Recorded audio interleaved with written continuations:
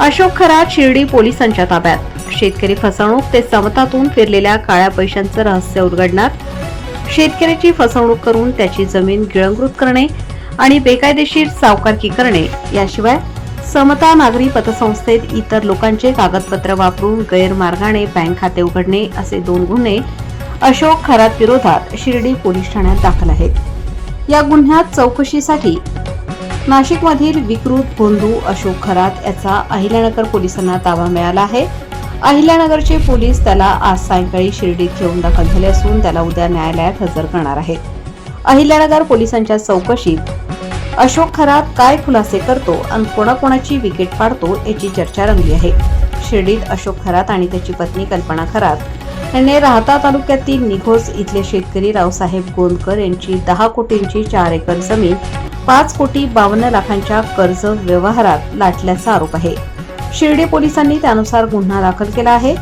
अशोक खरात, कल्पना खरात, किरण नानासाहेब सोनवणे, अरविंद पांडुरंग बावके आणि अशोक पर्वत तांबे अशा 5 जणांविरोधात गुन्हा दाखल आहे। या गुन्ह्यात कल्पना खरात ही गेल्या 21 दिवसांपासून पसार आहे।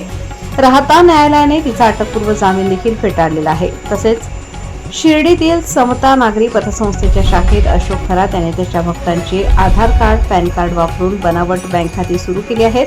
ही बँक खाती जवळपास शेकड्यावर आहेत। या बँक खात्यातून कोट्यवधींचे व्यवहार झाले आहेत। या प्रकरणी देखील गुन्हा दाखल आहे। महिला आयोगाच्या अध्यक्ष रुपाली चाकणकर यांची बहीण प्रतिभा चाकणकर आणि त्यांचा मुलगा यांची 4 खाती आढळली आहेत। या खात्यांवर 2 कोटी 70 लाखांचा व्यवहार झाला आहे।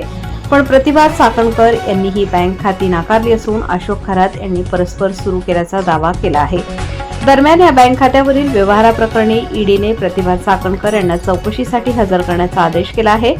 तसेच समता नागरी पतसंस्थेचे संस्थापक अध्यक्ष काका कोयटे यांना देखील 10 मे रोजीपर्यंत चौकशीसाठी हजर राहावे असे निर्देश दिले आहेत। असे असताना शिर्डी पोलिसांनी नाशिक एसआयटी कडून अशोक खरात याचा ताबा न्यायालयामार्फत मिळवण्यात यश आलं आहे। अशोक खरात याची या दोन्ही गुन्ह्यात चौकशी होणार आहे।